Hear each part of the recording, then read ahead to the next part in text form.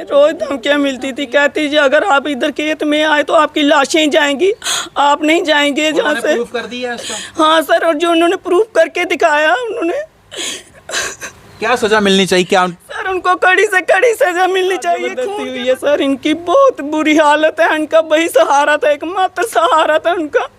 इनका भी इनके सबसे सर इनकी छत भी छीन गई। अब इन बच्चों का भविष्य पूरा खराब हो गया। इनके बच्चों का क्या होगा? भी मौके पे आई थी, सब कुछ था उसके पास, फिर उसकी हत्या क्यों की गई? सर हम यही पूछते हैं प्रशासन से कि उनकी इतनी बेदर्दी से क्यों हत्या कर दी? उसकी हत्या नहीं हुई, इसके पूरे परिवार की हत्या हुई है। अभी तक उनके जो अपराधी हैं वो भी फरार हैं, अभी तक वो भी नहीं हमें मिल रहे हैं। इन बच्चों का, इन छोटे छोटे बच्चों का क्या कसूर था सर? हम इस प्रशासन से यही पूछते हैं कि इन बच्चों का क्या कसूर था? इनकी भविष्य खत्म हो गया है, इनकी पढ़ाई कौन करवाएगा? उनके बच्चों को पाले रोज खाना कौन देगा? आज इतनी महंगाई के समय में कोई अपना घर नहीं पाल सकता, किसी को कोई क्या दे सकता है?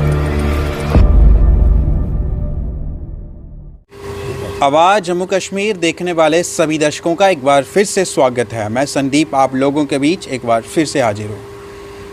जो दुखद समाचार मैंने आपको एक दो दिन पहले अपनी आवाज़ जम्मू कश्मीर के माध्यम से जो अपनी रिपोर्ट में दिखाया था, आपने सुना होगा। उसमें जो एक मर्डर केस जो था वो निकल के सामने आया था खोड़ इलाके से।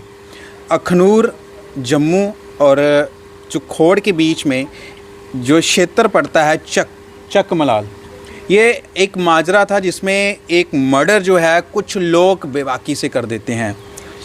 दर्शन लाल जी थे जो वो चकमलाल के रहने वाले थे, जो सुबह अपने खेत में जाते हैं और कुछ लोग अज्ञात लोगों को वहाँ पर देखते हैं कि उनकी ज़मीन में ट्रैक्टर चलाया जाता है।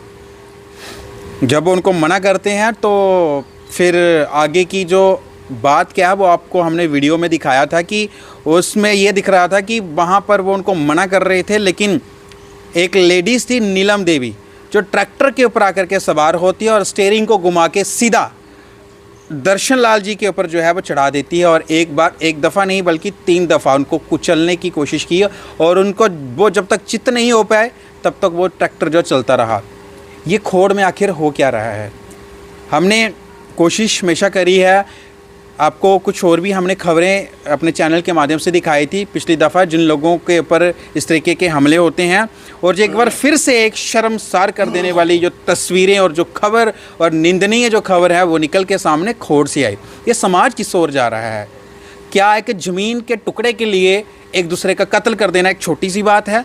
और एक परिवार को दर दर की ठोकरों का मोहताज बना देना क्या जो एक छोटी सी बात है?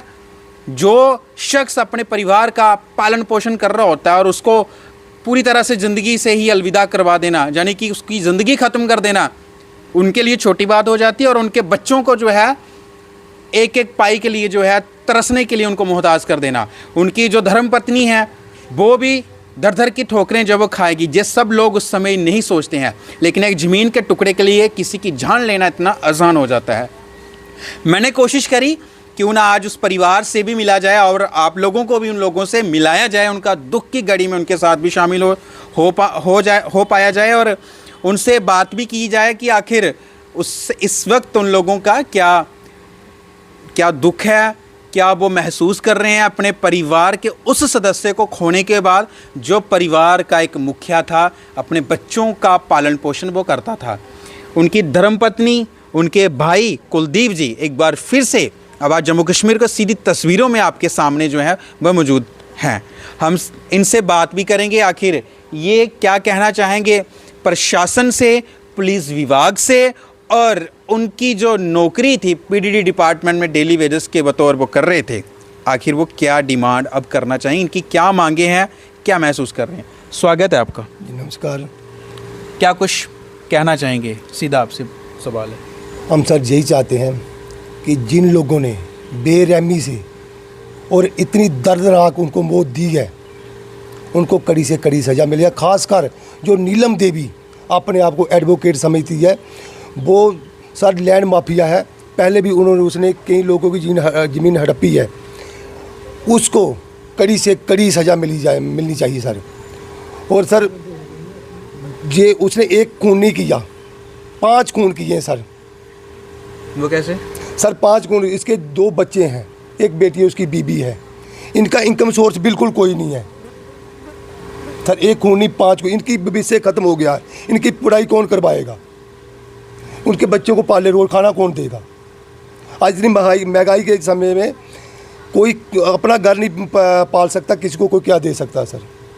ठीक है, इसको सर इतनी कड़ी से कड़ी सज़ा मिले कि दोबारा कोई ऐसा ना कर सके, और ऐसा कोई दोबारा करने का सोचे भी ना। और सर हम प्रशासन से यही मांग करते हैं कि उनकी जो बची हुई सैलरी, जब बची हुई जो नौकरी है, उनकी धर्मपत्नी को दी जाए। कम से कम इन बच्चों का वो पेट तो भर सके, पालन पोषण तो कर सके। जिन लोगों ने उनको मौत के घाट उतारा है, जिन लोगों ने उनकी जान ली है, तो क्या उन लोगों से कुछ नहीं करवाना चाहिए कि उन लोगों को भी इस परिवार को कुछ ना कुछ जो है इनकी आगे की ज़िंदगी चलाने के लिए उनको भी ये पनिशमेंट जो है मिलनी चाहिए, और वो सलाखों के पीछे हों। सभी सर सलाखों, जो 7 आदमी हैं, 7 के 7 को सज़ा मिलनी चाहिए सर। कम से कम फांसी ना हो सके तो उम्र कैद तो होनी चाहिए सर। एक कत्ल करना बहुत बड़ा जुल्म है, और जो चीज़ उनकी है ही नहीं, जो चीज़ उनकी है ही नहीं, उसके लिए किसी को जान से मार देना। यार वो ज़मीन जो थी जी, वो आपकी थी? बिल्कुल जी, हमारी थी। और फिर वो क्यों लोग ट्रैक्टर लेकर? सर वो लैंड माफिया, वो उनका काम ही यही है, उनका काम ही यही है जी, कमज़ोर आदमी को दे के दबा के उनकी ज़मीन हड़पड़ा। उन्होंने बहुत से लोगों को पहले भी ज़मीन हड़पी है, उनको कब्जा करके वो कहती है, वो डरा धमका के वक्ती मैं एडवोकेट हूँ, मेरा कोई कुछ नहीं बिगाड़ सकता।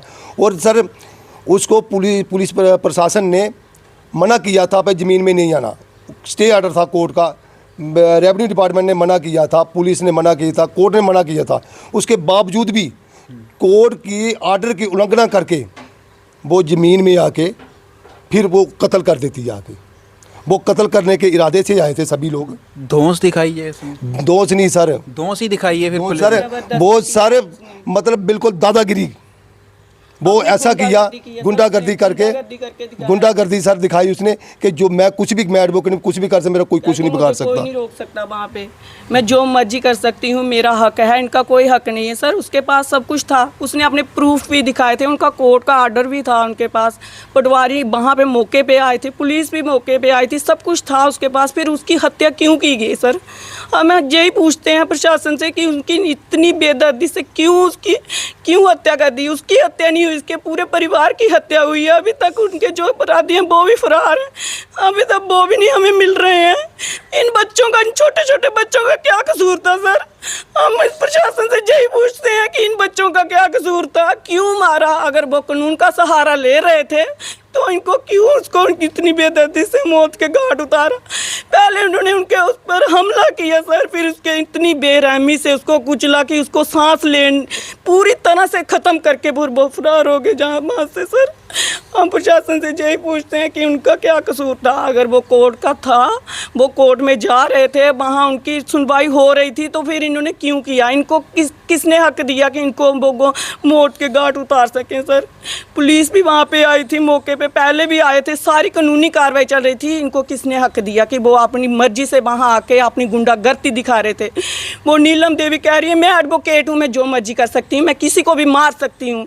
वो जब भी जहाँ से गुजरती थी तब भी उनको धमकी देती थी सर कि मैं एडवोकेट हूँ, मेरा कोई कुछ नहीं बिगाड़ सकता, ये ज़मीन मेरी है। सर उन्होंने ज़बरदस्ती की है उसके साथ, इन बच्चों के साथ ज़बरदस्ती हुई है सर। इनकी बहुत बुरी हालत है, इनका वही सहारा था, एकमात्र सहारा था उनका। इनका भी इनके सबसे सर इनकी छत भी छीन गई। अब इन बच्चों का भविष्य पूरा खराब हो गया। इनके बच्चों का क्या होगा? इनको कहाँ से रोटी मिलेगी? ये तो सड़क पर आ गए हैं सर। आप साफ तौर पे देख सकते हैं ये दुखद घड़ी है। किसने ये दिलवाई है? वो लोग अभी फरार हैं। पुलिस विभाग, पुलिस प्रशासन जो है लगा उन लोगों को पकड़ने के लिए। ये मासूम बच्चे आप देख सकते हैं, 3 बच्चे हैं, उनकी गुड़िया है और 2 बेटे हैं उनके, जो इस वक्त जो है उन लोगों को इन्होंने ऐसा हाल बना दिया है कि उनसे बात करने में ही वो आंसू जो हैं वो साफ तौर पे झलक रहे हैं। बात करने भी उनको इतनी मुश्किल हो रही है, लेकिन फिर भी अपनी जो दुख की जो इस समय जो उनकी भावना है वो इस समय झलका रहे हैं हमारे चैनल के माध्यम से, और पुलिस प्रशासन से उन लोगों से ये सवाल पूछ रहे हैं कि आखिर उनका क्या कसूर था। अपनी ही ज़मीन उनकी थी जिसको वो ट्रैक्टर चला के खुदाई जहाँ उसकी बुहाई जो करवा रहे थे अज्ञा वही लोग, नीलम देवी और उनके जो साग संबंधी साथ में वो लेकर के आई थी, वो ये अपने आप को प्रूफ करने की कोशिश करती कि मैं एडवोकेट हूँ और मैं सारे कानून जानती हूँ और मैं किसी को भी मार दूँ और मैं किसी न किसी कानून का सहारा लेके बाहर आ जाऊँगी। लेकिन शायद वो ये भूल चुकी है कि कानून सबकी रखवाली करता है और जो हत्यारा होता है कानून उसको भी सज़ा देता ही देता है, क्योंकि कानून में सारे प्रावधान जो हैं वो लिखे पड़े हैं। कोई कानून से ऊपर मत समझे। अगर पुलिस का इंसान भी कोई ऑफिसर कोई अधिकारी भी ऐसी करतूत करता है तो कानून उसको भी जो है हथकंडे में लेता है। फिर वकील हो तो वो उसको क्या लगता है कि वो कानून से ऊपर हो गया। बा कानून की अगर उसने पढ़ाई करी है तो उसको तो समझना चाहिए था कि मैं जो कर रही हूँ वो कितना घिनौनी हरकत और कितना ये मैं एक पाप कर रही हूँ। कर्म तो सबका बनेगा, कर्म तो उज्जवल है, कर्म तो बड़ा है सबसे, वो तो अपना जो है खेल दिखाएगा आने वाले समय में। लेकिन जो इन बच्चों का आप लोगों ने भविष्य ही तबाह कर दिया। उनकी धर्मपत्नी जो है हम वहाँ तक पहुँच नहीं सकते क्योंकि वो इस वक्त ऐसी स्थिति में नहीं है कि वो कुछ शब्द जो हैं वो बोल सके, क्योंकि उनको सहारा देकर उनकी बेटी जो है आप देख सकते हैं वो उनको बिल्कुल उनको पकड़ के बैठी हुई हैं, क्योंकि शायद वो ये खबर भी नहीं करवाना चाहते थे। लेकिन कहीं ना कहीं ये एक हत्या हुई है। एक तो होता है कि कुदरती कोई भी अगर ऐसी चीज़ हो जाए कि उनके साथ हादसा हो जाए और वो चल गुजरें, लेकिन ये सोची समझी साजिश और जानबूझ के किया गया अपराध और घिनौना काम है जो इन बच्चों को, इन मासूम बच्चों को जो है दर दर की ठोकरें खाने के लिए उन्हें मजबूर कर दिया। अब वो अगर वो इतने सच्चे थे, अगर कानून की इतनी उनको पढ़ाई उन्होंने करी हुई है, अगर वो कहते हैं मैं एडवोकेट हूँ तो फिर छुप छुप के क्यों रह रही है? आए ना सामने, लड़े ना, फिर वो दिखाया अपने कानून की ताकत, दिखाया अपनी एडवोकेटी कि वो एडवोकेट है, कितनी बड़ी एडवोकेट है कि जो किसी की वो हत्या कर देती है उसको दोष दिखाती है, दादागिरी दिखाती है और आते जाते वो ये दिखाती है कि वो इनको मार देगी या ये कर देगी वो कर देगी, यानी कि उनको धमकियाँ भी दी जा रही थी। आपको धमकियाँ भी मिलती थी? हाँ सर, हमें रोज धमकियाँ मिलती थी। कहती जी अगर आप इधर खेत में आए तो आपकी लाशें जाएंगी, आप नहीं जाएंगे जहाँ से। प्रूफ कर दिया इसका? हाँ सर, और जो उन्होंने प्रूफ करके दिखाया उन्होंने। क्या सजा मिलनी चाहिए? क्या सर उनको कड़ी से कड़ी सजा मिलनी चाहिए, खून के बदले खून मिलना चाहिए हमें खून के बदले खून मिलना चाहिए। इन बच्चों का पूरा भविष्य खराब हो गया है। एक आदमी की हत्या नहीं हुई, पूरे परिवार की हत्या हुई है, बेरहमी से हत्या हुई है। उसका कोई कसूर भी नहीं था। अगर कसूर होता तो हमें बताते, हम जाते। अगर हम कानून का सहारा ले रहे थे तो फिर ये कि इनके लिए कोई कानून नहीं है, कानून सिर्फ इन बच्चों के लिए ही है। अगर अभी हम भी ऐसा ही करें तो फिर क्या करेंगे? क्या नाम है आपका? समीर। कौन सी क्लास में हो? 7th। आप कौन 9th। क्या नाम है आपका? सुमित। आपका नाम? साक्षी देवी। कौन सी क्लास में? 11th। ये बच्चे हैं 3। आप देख सकते हैं, आपने सिर्फ दर्शन लाल जी को नहीं दुनिया से अलविदा किया, बल्कि इन बच्चों की शिक्षा, जिन बच्चों का भविष्य था, उसके ऊपर रोक लगा दी। इनके पास कोई साधन नहीं है कमाई का, वही थे एकमात्र जो परिवार को चलाते थे। लेकिन आज दुनिया से गए, इन लोगों का जो वो सहारा थे वो भी इनसे छिन गया। क्या प्रशासन के लोग इस परिवार की अब मदद करेंगे? क्या जो उनकी नौकरी करते थे ना पीडीडी डिपार्टमेंट, पीडी में डेली वेजर थे, डेली वेजर्स, इस वक्त आप सबको पता है जो भी इसमें प्रशासन हमारा है जम्मू कश्मीर का, कि डेली वेजर्स की क्या हालत इस समय हो रही है और क्या मांग वो कर रहे हैं। तो आप सोच लो, आम लोग जो इस खबर को देखेंगे, इन लोगों का दुख सुनेंगे, फिर आप लोग भी ये निश्चय करें और निर्णय लें। जहाँ अपना जो राय है, अपने जो रिएक्शंस हैं वो कमेंट सेक्शन में जो है ज़रूर हमें देने की कोशिश करिएगा, क्योंकि आप लोगों की जो जानकारी, आप लोगों के जो कमेंट्स होते हैं वो हमारे लिए महत्वपूर्ण होते हैं। लोगों के लिए, इस परिवार के लिए बहुत ही महत्वपूर्ण होंगे, इम्पोर्टेंट होंगे, क्योंकि शायद कोई प्रशासन के अधिकारी इस चीज़ों को देखेंगे और समझेंगे और उनकी जो धर्मपत्नी है, इसके बाद उनकी जो पेंडिंग जो उनकी जॉब है, क्योंकि वो अपनी सेवाएं जो हैं वो बिजली विभाग में दे रहे थे, तो क्या उनको मौका मिलेगा? क्या अपने परिवार को चलाने के लिए उनको एक सहारा, उस नौकरी का सहारा इस परिवार को मिलेगा, इनकी पत्नी को, उनकी बेटी को, या आने वाले समय में इनके बेटे को, जब जे उसके काबिल हो जाएंगे? क्योंकि ऐसे तो वो नहीं गुजरे, क्योंकि उनकी हत्या हुई है।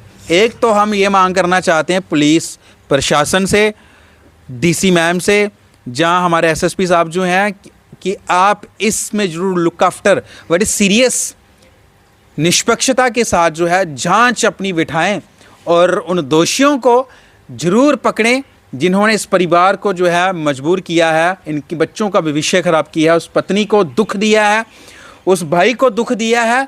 भाई का जो बोलते हैं कि भाई भाई जो है एक दोनों जो उनकी जो हाथ होते हैं, मजबूत हाथ होते हैं, एक दो चार भाई जितने भी होते हैं, लेकिन एक भाई को भाई से जुदा करना, दुनिया से उसको मार देना, उसको उसकी हत्या कर देनी, उस भाई के दिल के ऊपर क्या गुजरेगी, उस पिता के दिल के ऊपर क्या गुजरेगी, उस माँ के दिल के ऊपर क्या गुजरेगी, उस बहन के दिल के ऊपर क्या गुजरेगी, उसकी बेटी के ऊपर क्या गुजरेगी, उसके बेटों के ऊपर क्या गुजरेगी, और पत्नी के ऊपर क्या गुजरेगी। क्या कर दिया आपने। और दूसरा, खोड़ में हो क्या रहा है जी, आए दिन किसी की जान लेना इतना आसान हो गया, किसी को भी मार दो।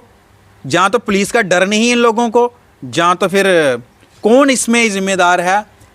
क्या पुलिस की कोई इसमें नाकामयाबी है कि वो ऐसी चीज़ों को सख्ती से नहीं बरत रही है अपनी उस पावर को, कि इन लोगों को ये मौके मिल रहे हैं कि इन लोगों को दुनिया से अलविदा करो, किसी की भी हत्या कर दो। एक डर जो है पुलिस का होना चाहिए, कानून का डर होना चाहिए। ख़ास करके खोड़ को बचा लो। हमारा पुलिस प्रशासन से हाथ जोड़ के जो है विनती है कि आप लोग कृपया निष्पक्षता के साथ अपना इंटरफेरेंस पूरी तरह से उन लोगों को तब तक ना छोड़ें जब तक उन लोगों को जो है सज़ा नहीं मिल जाती। आखिर उनको पता लगे कि किसी की ज़िंदगी के साथ खेलना, किसी की ज़िंदगी ख़त्म करना कितना घिनौना अपराध है और कितना बड़ा पाप है। इसको मैं पाप बोलूँगा। अपराध के साथ जब पाप भी है, कर्म तो अपना जाल जरूर बिछाएगा। आने वाले समय में आप लोगों को उसका जो फल है वो ज़रूर मिलेगा। जो इंसान करता है इस कर्म भूमि के ऊपर, वही उसको रिफ्लेक्ट्स वो होता है बैक, तो वो उनको ज़रूर मिलेगा। फ़िलहाल जाते जाते क्या मांग कुलदीप जी आप करना चाहेंगे, कि आप बड़े भाई हैं जी?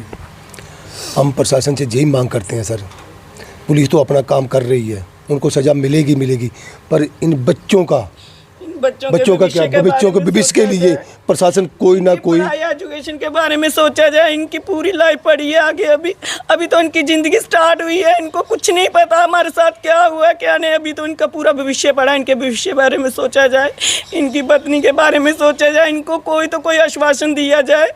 हम तो कुछ नहीं कर सकते इनके लिए, पर सरकार सब उनके हाथ में सब कुछ होता है, वो सब कुछ कर सकती है। इन बच्चों का भविष्य संवार भी सकती है और बिगाड़ भी सकती है। और उन दोषियों को इतनी सज़ा मिलनी चाहिए कि कोई भी उनको देख के दुनिया वाले भी हिल जाएं कि कोई भी ऐसा धरती पे कोई जुल्म नहीं होगा फिर से, नहीं तो सभी के दिल खुल जाएंगे। रोज़ ही रोज़ हत्या होंगी, जहाँ पे कोई भी सांस लेना हमारे लिए सबके लिए मुश्किल हो जाएगा। आज इनके के साथ हुआ, कल किसी और के साथ भी हो सकता है, कोई और भी गैरनाथ हो सकता है। इसलिए हमारी गवर्नमेंट के आगे यही रिक्वेस्ट है कि उनके साथ कड़ी से कड़ी सख्त कार्रवाई की जाए कि कोई वो ज़िंदगी में बाहर ना आ सके। अभी लोग उनमें से कोई पकड़े गए हैं, सुनने को आया कि दो लोग पकड़े गए हैं, बाकी वाले फरार हैं। बाकी वाले मेन गुनाहगार कौन है इसमें? मेन गुनाहगार है नीलम देवी एडवोकेट और उसका पति सुदेश कुमार और सुवर्ण सिंह। ये तीनों इनके साथ कड़ी से कड़ी सजा मिले इनको तीनों को। तो हम कोशिश करेंगे कि वो तस्वीरें भी उन लोगों की आपको दिखाएं कि जो गुनाहगार हैं, ताकि पुलिस प्रशासन को जो है और आप लोग कहीं भी उनको पाएं, पुलिस को यूँ सूचित करें, क्योंकि वो हत्यारे हैं, हत्या करके यहाँ से भागे हैं। अभी वो पकड़ में नहीं आए हैं जो मेन गुनाहगार है, जिन्होंने वो ट्रैक्टर उनके ऊपर चलाया, वो नीलम देवी जो अपने आप को एडवोकेट कहती है। अगर कहीं सुन पाए मुझे तो आप कानून से बड़ी नहीं है। आपने एक परिवार को ही ख़त्म कर दिया है, बच्चों का भविष्य तबाह कर दिया है। बहुत बड़ा काम नहीं कर दिया आपने पाप किया है, घिनौनी हरकत करी है, और वो कानून के ख़िलाफ़ जा कर के करी है। अगर आप एडवोकेट हैं तो कोर्ट का जब स्टे ऑर्डर था, पुलिस ने आपको मना किया था कि नहीं जाना, तो आप अपने आप को पुलिस से बड़ी मानती हैं क्या? कोर्ट से बड़ी मानती हैं? आपकी तो वकालत जो है आप कर रही हैं वो तो निरस्त होनी चाहिए। सबसे पहले तो आपका लाइसेंस इसी समय जो है वो ख़त्म कर देना चाहिए था ऐसी लेडी का। आप तो समाज में रहने के काबिल नहीं है। आप इतने एक तो आप तो गुंडागर्दी करने आ रहे हैं। तो मेरी सबसे प्रशासन से अपील है, गुजारिश है कि उसका पहले तो उसका लाइसेंस भी ख़त्म किया जाए, जहाँ से उसने वकालत करी, जहाँ वो कर रही है उसको फ़ौरन उस चीज़ को जो है निरस्त कर देना चाहिए था उसको। और उसके बाद जो है कड़ी से कड़ी सज़ा जो है उसको मिलनी चाहिए और वो सलाखों के पीछे हो, ताकि इस परिवार को न्याय मिल सके। अपनी आम जनता अपनी राय जरूर रखिएगा। इसी के साथ जुड़ी रहेगा आवाज़ जम्मू कश्मीर के साथ। मुझे दीजिएगा इजाज़त, मुझे और मेरे वीडियो जर्नलिस्ट को। शुक्रिया। जय हिंद, जय भारत।